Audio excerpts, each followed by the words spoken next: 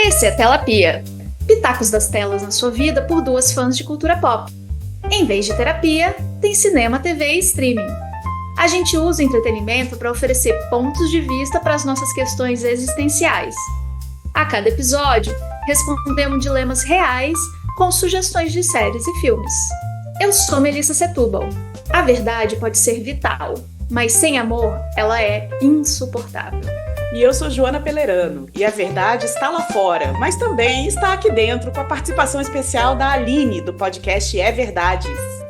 Eu sou a Aline Del Roy, jornalista, roteirista, e lá no podcast É Verdades, com base em muita curiosidade, apuração bem feita e questionamento de narrativas dominantes, eu tento desfazer mal-entendidos, explicar confusões, humanizar ou desumanizar mitos e te surpreender com a busca das verdades, sendo que a verdade é, acima de tudo, a ausência de mentiras. Nesse episódio final de temporada, quem é de mentira sabe quem é de verdades. Pera.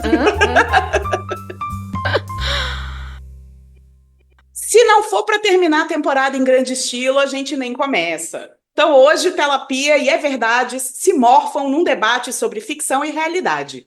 Aline, você acredita que eu deixei de assistir séries e filmes quando eu tô no avião para poder escutar os episódios do É Verdades? Gente, eu recomendo muito! É um jornalismo competente, atualizado, aprofundando assuntos que têm impacto real no nosso dia a dia. E ainda conta com a simpatia e empatia da Aline. Vão lá no @Projeto É Verdades no Instagram para escutar todos os episódios. É cada história curiosa e impactante. Olha, é uma honra para mim estar aqui participando dessa collab de respeito entre o É Verdades e o Telapia. Esse podcast que eu amo maratonar, porque é curtinho, é gostoso de ouvir, tem dica de filme e de série para tudo que é situação real, e é cada situação, minha gente. Só tem um problema de virar fã do Telapia. A cada episódio, a gente sai com um tiquinho de ansiedade, assim, sabe, aquela FOMO, para poder colocar logo tanta referência de filme e série bacana em dia. Eu amo poder contar com a sagacidade e a inteligência nada artificial de vocês duas. Obrigada! E aí a Aline conta pra gente até onde um documentário tá falando a verdade e um filme de ficção é tudo mentira. Um filme de ficção, ele pode se inspirar em fatos reais, mas pode também partir de uma premissa totalmente fictícia, numa realidade fantasiosa pra caramba, mas ainda assim falar de verdades emocionais e sociais muito profundas. Quer verdade emocional mais profunda que divertidamente? Ou então falar de racismo estrutural, como se fala naquele filme de terror Corra? Ou então as questões emocionais ligadas ao filme Her, que falam de um homem que se apaixona por uma inteligência artificial num futuro nem tão distante assim.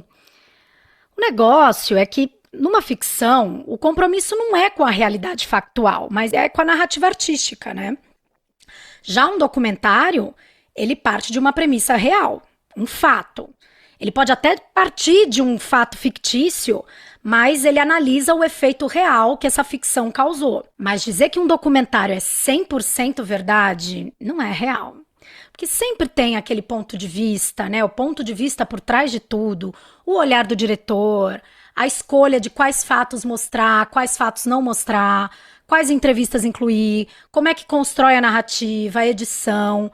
Tudo isso é uma interpretação da realidade.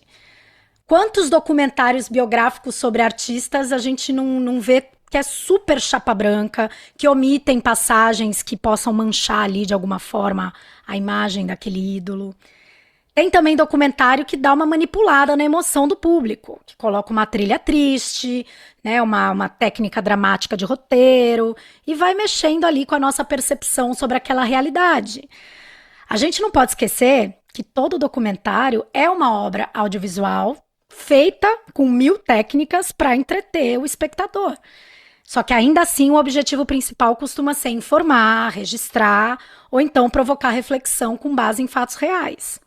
Agora, tem um dos documentários bem recentes do Netflix que ele foi acusado de manipular imagens por inteligência artificial.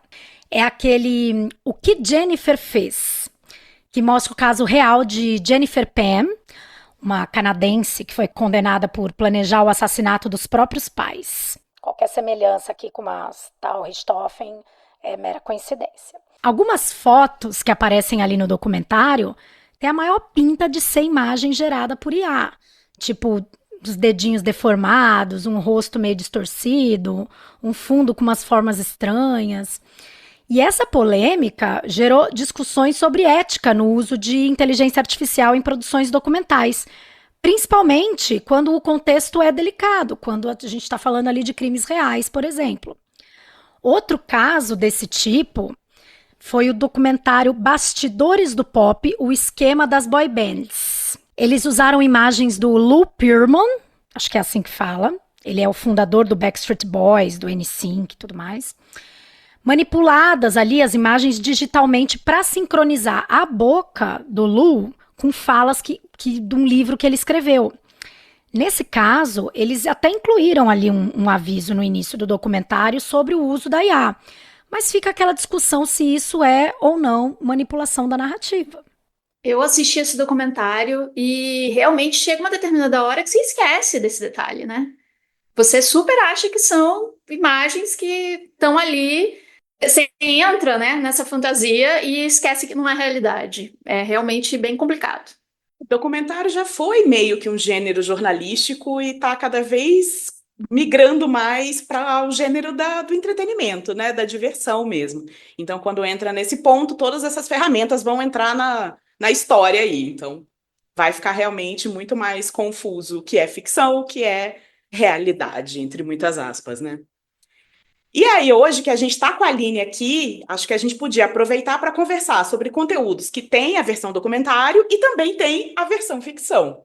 A gente vai atender aquela curiosidade sem fim que a gente tem de saber cada detalhe de um escândalo ou de alguma história de superação, que também, né, a gente gosta de saber, de algum fato da história que a produção audiovisual nos agraciou tanto com conteúdo documental, com um compromisso aí mais jornalístico, de registro de denúncia, como com entretenimento, que a gente adora, que deixa tudo com aquele gostinho de fofoca dramática. Aline, começa aí com a sua recomendação. Bom, falou de fofoca, falou comigo, né? Porque eu amo uma fofoca, ainda mais uma fofoca brasileira.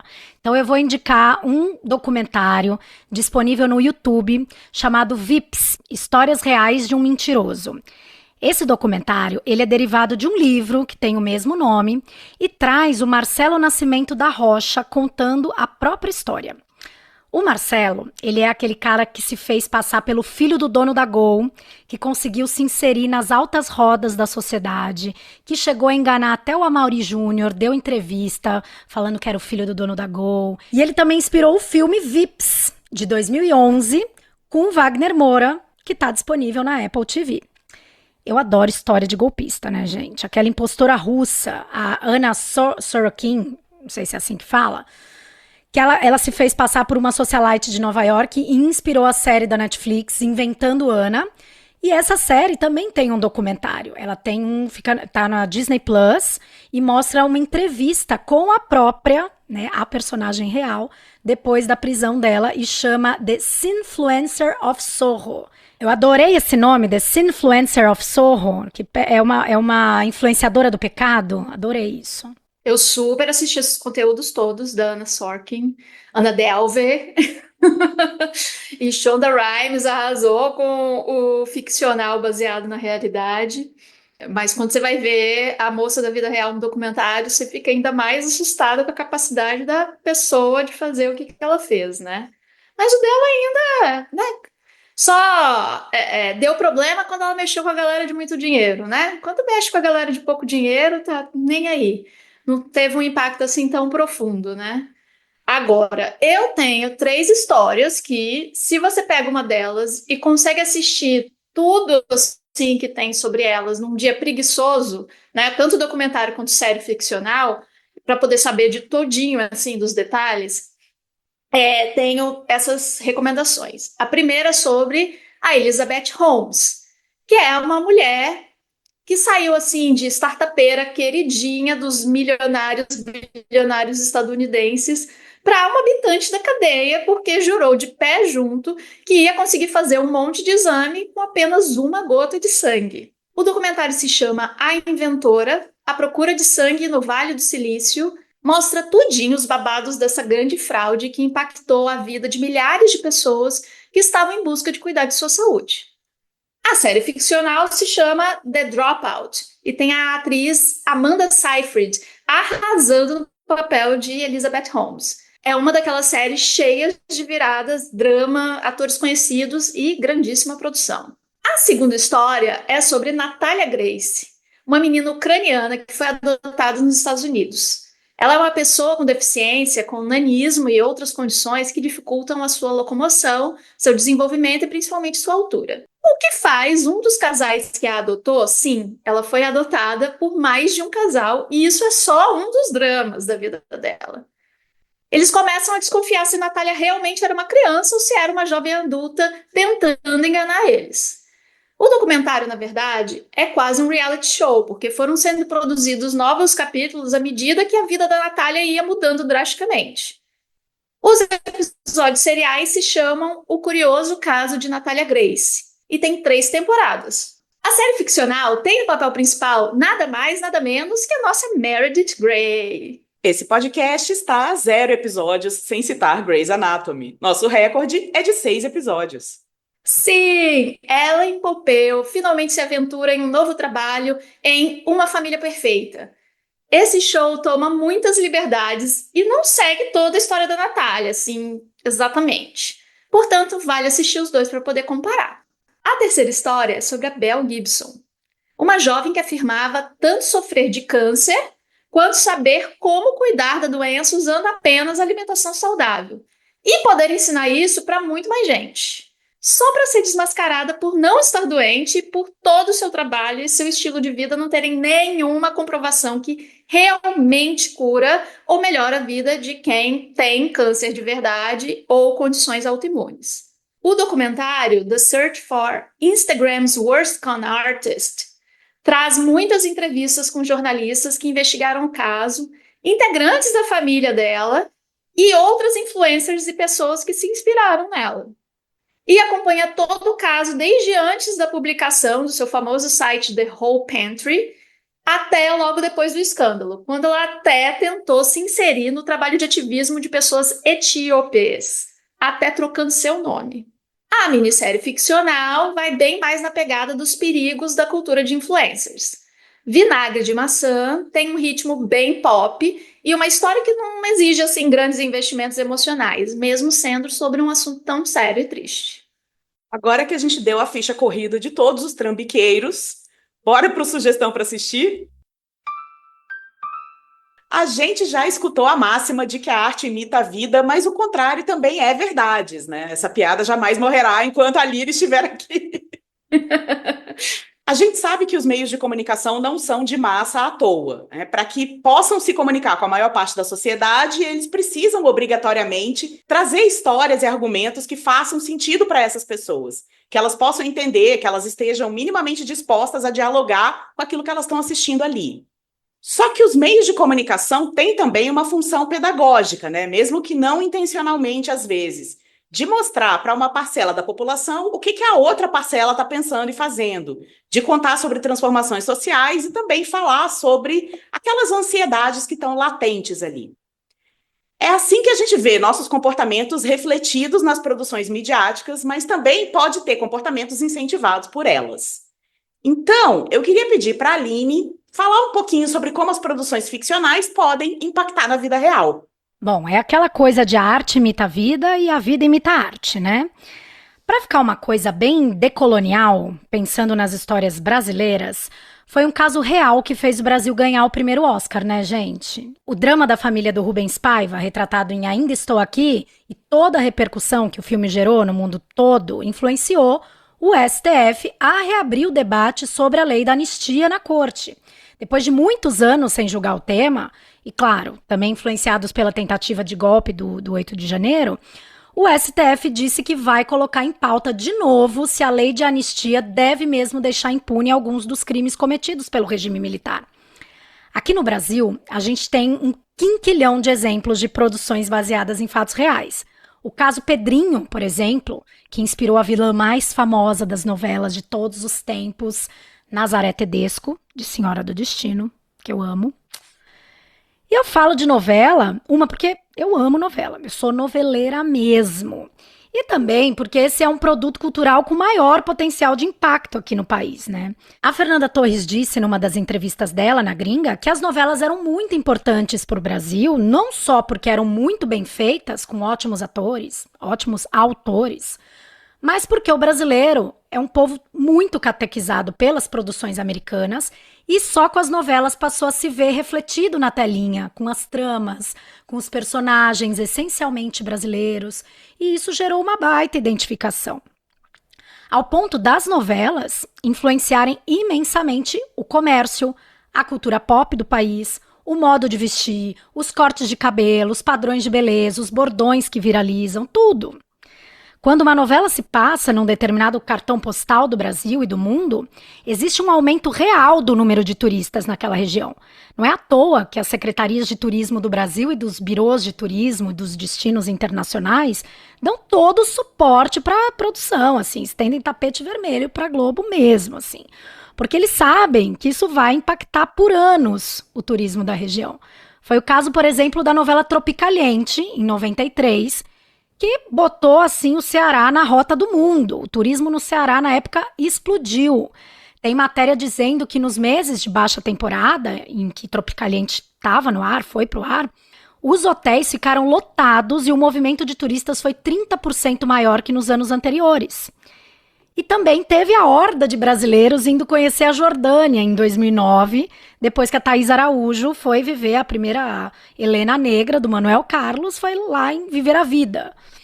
Então, assim, as novelas, por exemplo, da Glória Pérez também têm esse poder de mexer com a cultura pop, seja por retratar destinos como Marrocos, em O Clone, a Índia, do Caminho das Índias, seja quando ela aborda um merchandising social. Por exemplo, em 92, eu tô com uns exemplos velhos, né, gente? Sim, eu assisti todas essas novelas, sou assim um pouco, né, antiga.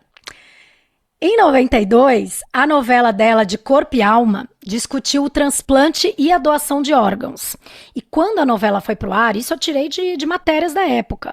O INCOR de São Paulo estava meses sem uma única doação e passou a receber vários órgãos para transplante. Tem depoimentos reais de mães com filhos desaparecidos no final da novela Explode Coração, de 95, que esse movimento que a novela Explode Coração fez em 95 com as mães, né, e né, essa coisa dos filhos desaparecidos, ajudou a localizar mais de 60 crianças no Brasil. E em Laços de Família, o drama da Camila, né, a personagem Carolina Dickman, que tinha leucemia, que tem aquela cena icônica dela cortando o cabelo, né, e chorando ao som de... Eu não lembro o nome da música, mas eu só sei cantar. Não vou passar essa vergonha aqui. Mas enfim, todo mundo sabe dessa cena. E isso ajudou a aumentar muito o número de doadores de medula óssea. Um exemplo bem recente é o da novela Vale Tudo, em que a personagem da faxineira Lucimar é orientada em como dar entrada no pedido de pensão alimentícia pelo aplicativo da Defensoria Pública. Segundo a Defensoria Pública do Rio de Janeiro, no exato momento em que a novela foi pro ar, eles registraram um aumento de 300% no número de acessos no app. Foram mais de 4.500 acessos por minuto, sendo que o normal é ter, 1.000 acessos por minuto. E aumentou também em 70% os agendamentos via aplicativo.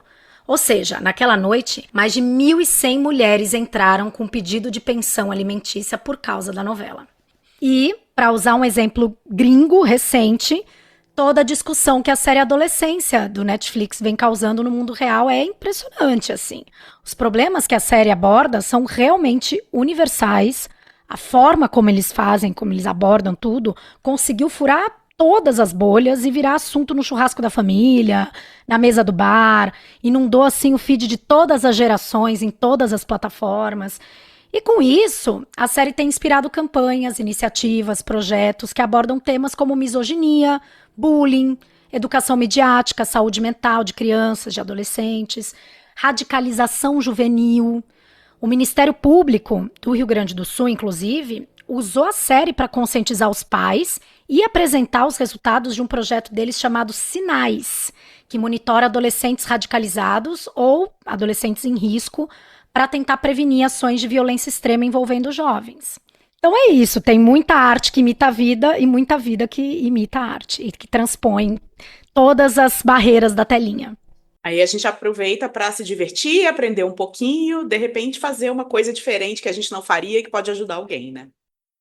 Obrigada, Aline, por você ter topado essa nossa collab, Telapia e Verdades. E é isso, gente. Vai lá aproveitar os conteúdos da Aline. Quando vocês quiserem distrair, vocês vêm para o Telapia. Quando vocês quiserem ir para a realidade a fundo, vocês vão para o Verdades. Ah, gente, acabou. Aí, ó, um problema do Telapia é que ele é muito curtinho. Isso assim, é um protesto que eu faço, que vocês merecem ficar 1 hora ou mais no ar, porque é uma delícia conversar com vocês e ouvir vocês. Amei. Obrigada. Obrigada.